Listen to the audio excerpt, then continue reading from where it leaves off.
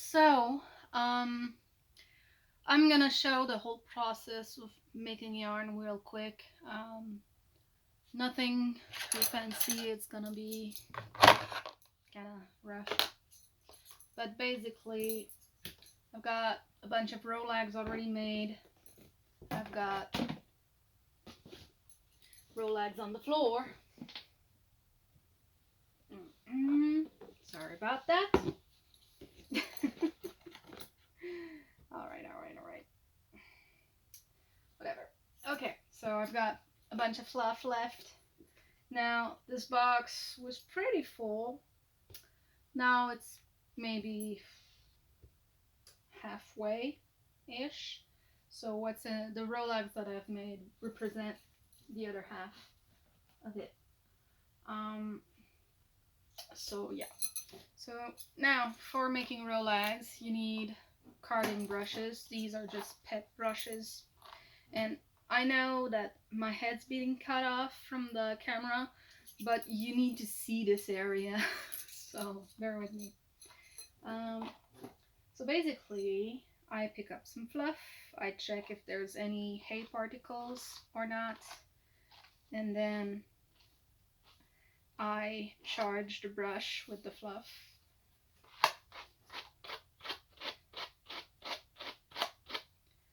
And some of it transfers to the other one. Repeat. Check for particles.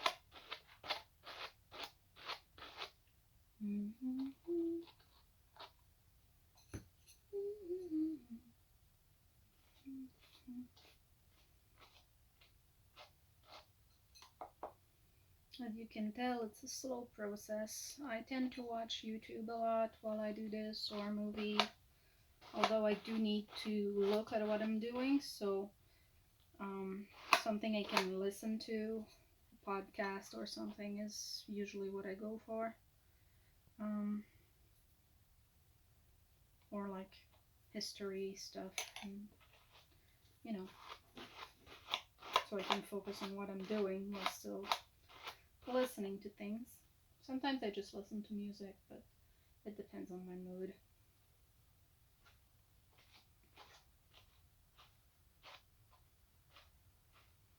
Now, if there's mats, I used to work really hard to detangle the mats to save as much fluff as possible. But now I've got so much fluff piled up that I just won't catch up to. Uh, there's just no point. So you know. Um,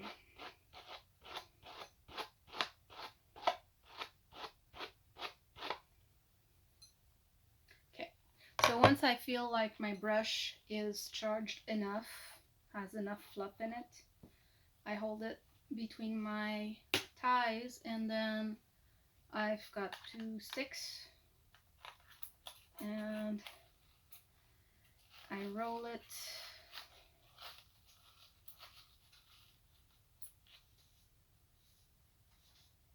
I this is to like kind of glue the fibers to each other so that the roll holds its shape. And there we go, we have a rolag. And then obviously the other one got charged while we were brushing, so I need to do the same thing with this one.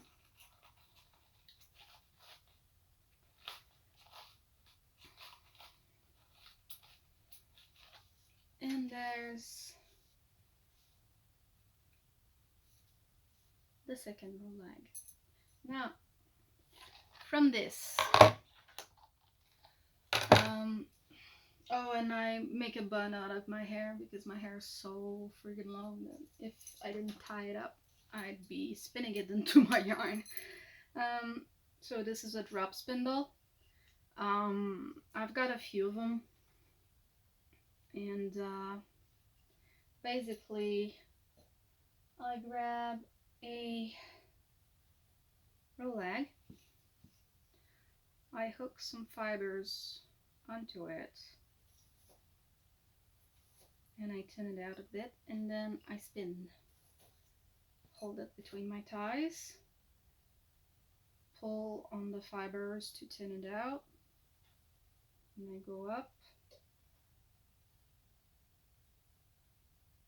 Okay, so, and then spin, spin, spin. Okay. Now, once I've got a bunch of thread, I load it like this. Oops.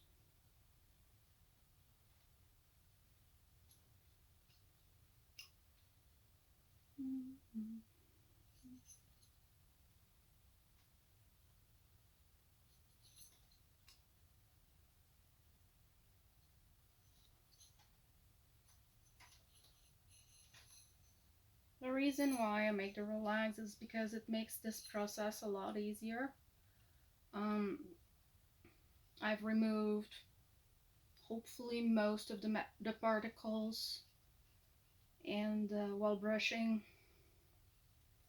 and then I can focus on spreading the fluff.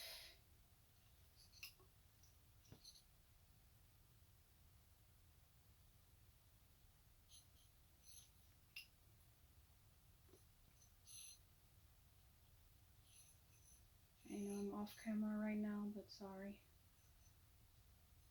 Bear with me a little bit.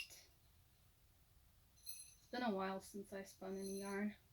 I've been focusing on making roulags for a while now.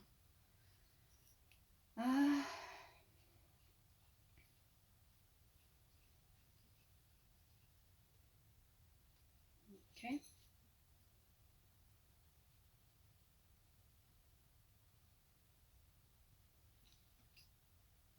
The thing about the roulags is if they're really, like, if when I was making them, I packed them a little too tight, they do get a little hard to spread, but like usually it's not so bad.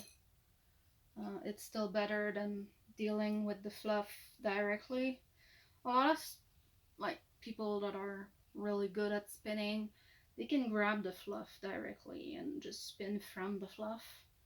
I'm not that good because like the fluff from my bunnies, I don't brush it, and I don't make sure to remove as much particles as possible before I shave my bunnies. I just shave them. So my fluff isn't very clean. There's mats, there's particles, you know, and for that reason, it's not very suitable to spin from the fluff. So I prefer to do roulags and then spin it.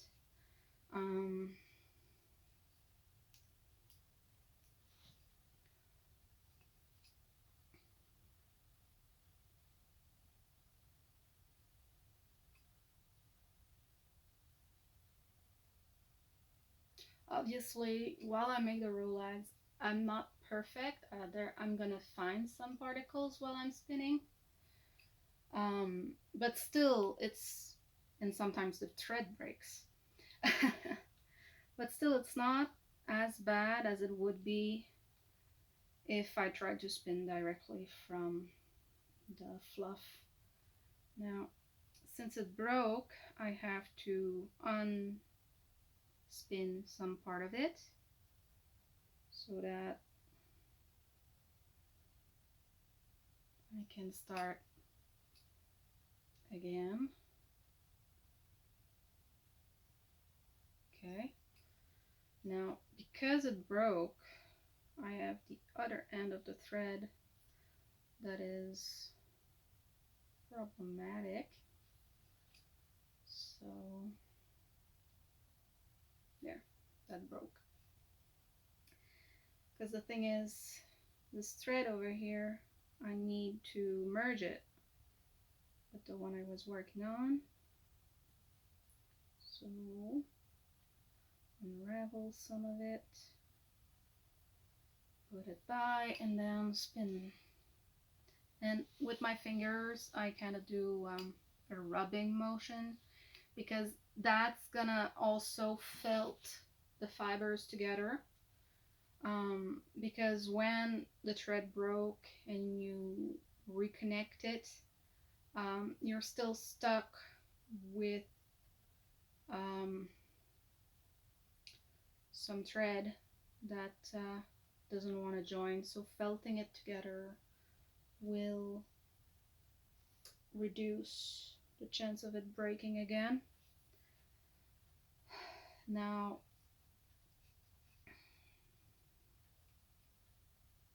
there we go. Now here I've got a little issue. The thread curled on itself and doesn't want to unravel for me.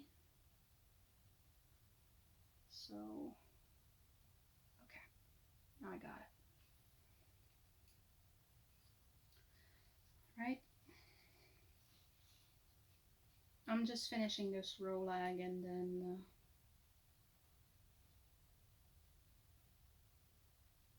we're gonna go to the next step.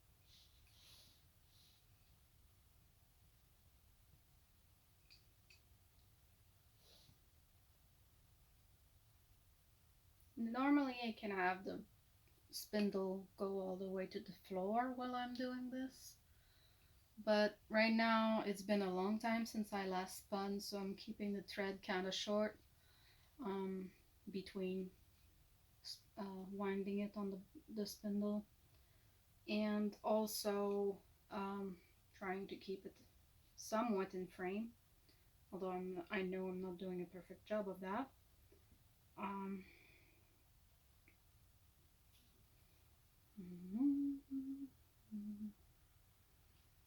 Oops. Okay.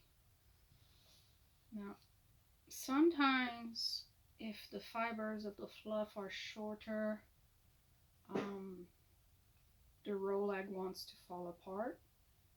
And considering the way I shave my rabbits, sometimes I have shorter fluff, other times longer. And sometimes in my Rolex I end up with an area that's a little bit more fragile.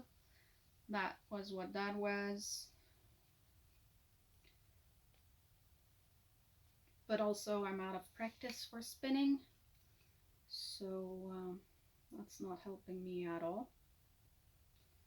I've been making Rolex a lot, so trying to go through the fluff, because spinning, once you get into the bead, it goes really well. Although you can see one Rolag lasts a lot longer than making two Rolags. So, you know, but when you're into it, having as much Rolags as possible of the color you're working on always helps. Now this is the off-white color. It's the fluff that comes from pepper, Cisco, Clovis, and sometimes like bunnies, lion head bunnies, but that have colors that match to it. It's those colors that, like, if I put them in my white, you would see the color and it would be bad. But if I put them in my mix is a color that's mostly like the shades of gray. And there's some white in it, there's some orange in it. Like it's a really big mix. There's some white too. It's just that if I put all the off-white that I've been getting the last few years in the mix, it just becomes too diluted and just ends up being too white for what I want for that color. So I've had to actually separate the off-white from the mix. Uh, when originally the off-white I was getting, I was putting into the mix, but it that's because it wasn't that much at that time. But now there's just so much that I keep them separate. And now I'm at the end of that row leg. So now comes the next step. Um, Normally I would fill the spindle until like it's really really thick, and not all the way to the bottom of the spindle, because I do need part of the stick to do the spinning motion. So I keep this section normally, like I don't go lower than this on the stick, but as it gets bigger it'll go over these steps at the top and end up resting on the side of that. And when it gets too heavy and it's starting to cause issues for when I'm spinning, that's when I'll, sorry for the shaking. Okay. So when it gets too heavy and it's starting to cause issues for the spinning process, that's when I'll do it. I'll move it. What I do normally is I put it, well, what I'm gonna do from now on, actually, I've got some spools of thread, empty spools of thread from my sewing, and like they're big spools. I'm talking big spools like that. I'm a seamstress, so I have a lot of big spools of yarn. Yeah, not yarn, of thread. This is thread and the sewing thread. So once I empty those, I've got like a whole bag of those. So from now on, I'm gonna be winding the single ply, because what I just did is called a single ply. It's a thread that is just one thread. Um, Now, sewing thread is not a single ply. It's multiple ply, but since it's machine made, it gets to be so thin that even if it's multiple ply, it seems like it's so thin. But yarn is different. Yarn, it's spun thicker, and the single ply, this is already thin for a single ply. For a beginner, their single ply is going to be like 2-3 times the size of the ply that I do. It's not better or worse, it's just different. I've gone to prefer the thin because I want to try and make my fabric that I make afterwards as thin as possible, since Angora wool is already so warm. I want to spread it as much as I can. So thinner yarn, actually I spread my yarn as far as possible, and the fabric is gonna be thinner and more subtle. The off-white from now on, I'm actually not gonna do the next step normally, because if I make yarn for crochet or knitting, I'm gonna do a 3-ply. And a 3-ply is basically, well, there's different techniques. You can combine multiple spools of thread. If you do a 2-ply, that's kind of the way to go. But for 3-ply, there is a technique which I actually enjoy using, and it's the one that I use.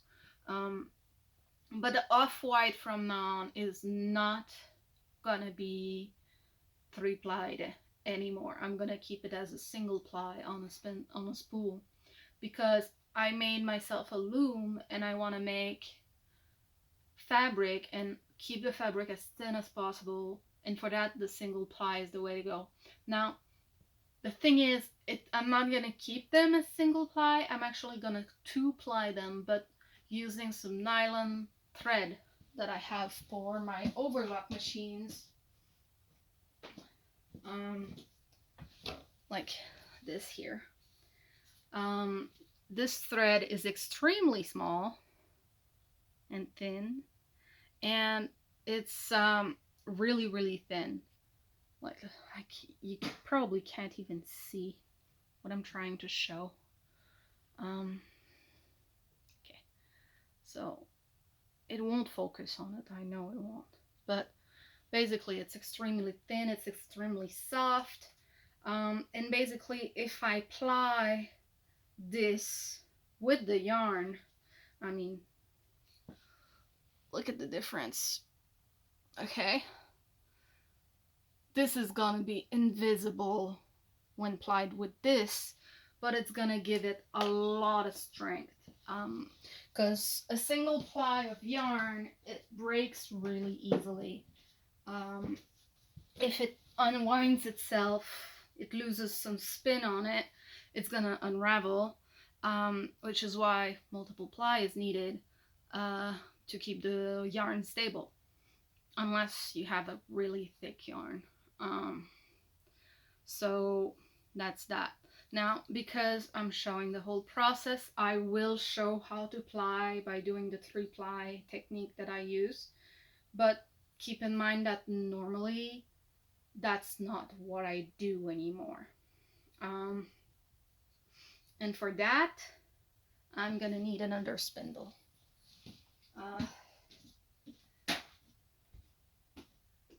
Now,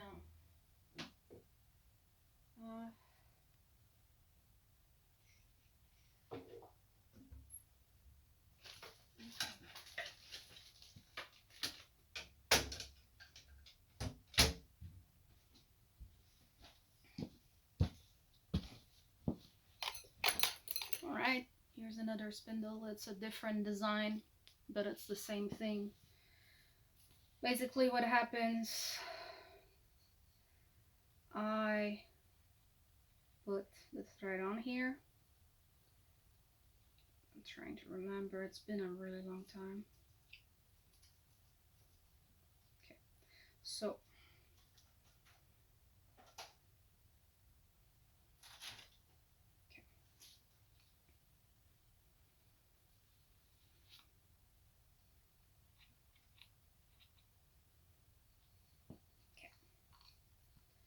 now, so far, I made a loop by hooking onto the hook, and then I pull the thread through the loop, and then I pull some more. This forms another loop, and so on. But earlier I was spinning this way, like I was spinning clockwise. Now I need to spin counterclockwise so that the 3-ply happens on itself. And you know the connection of the loop that I made, it's right here. It's not gonna focus. Will it focus if I'm like this? No.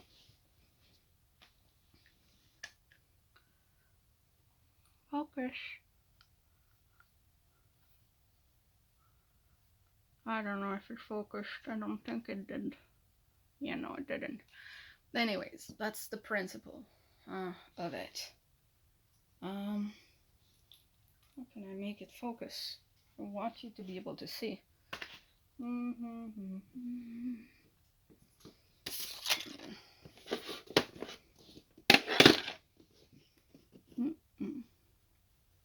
on. Well, it hasn't really focused, but you can see better. It looks like. And basically, from there, I just keep going. I would spin, I would put this onto there, and then grab and make another loop.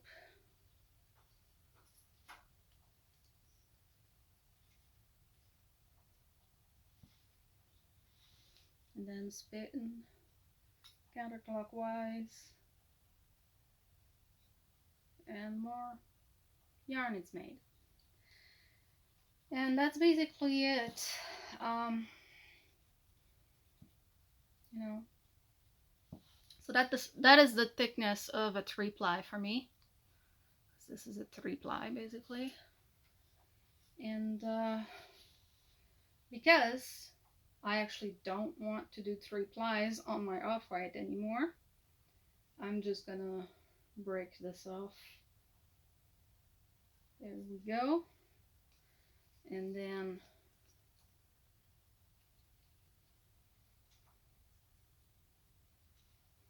now this is ready to wait for when I'm gonna spin yarn again. And this is just, now it's just a stable piece of yarn. It won't unravel, it'll hold itself, it'll hold its shape.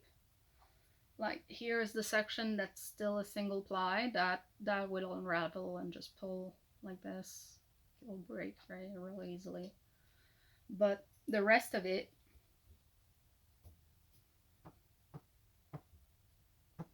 that's how yarn gets its strength. The more plies in a yarn, the stronger it's gonna be against breaking. Like you can hear, you know. Now, depending on fibers that you're using, I know that the sheep fibers are stretchy, so you're gonna get a yarn that you can stretch a little bit. Angora doesn't stretch whatsoever, so this yarn will not stretch. It'll break eventually, but it will not stretch. There, I broke it.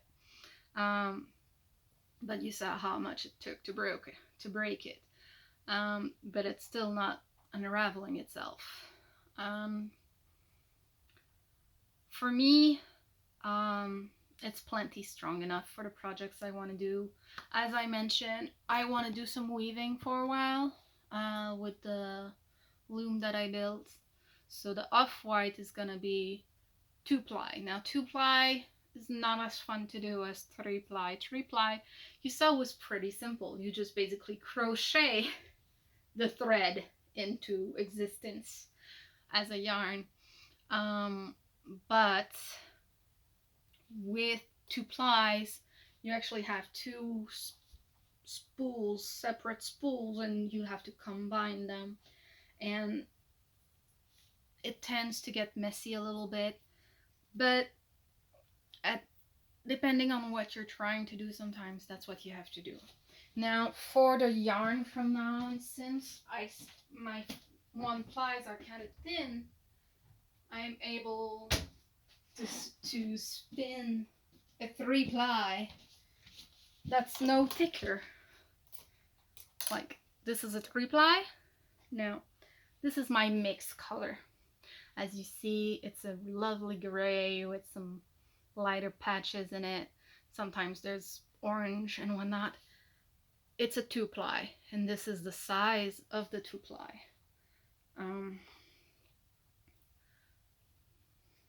So 2-ply at the top, 3-ply below. It's not that big a difference, but there is a difference.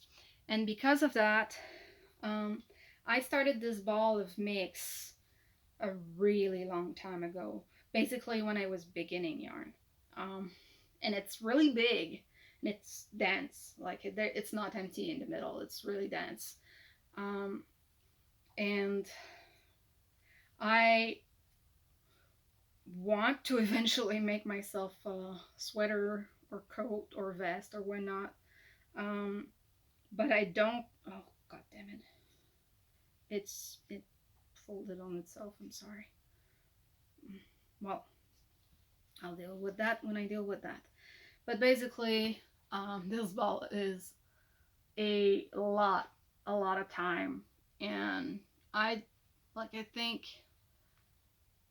it's the biggest ball I've made to date. And the white I've done a bunch. In the white, I did manage to,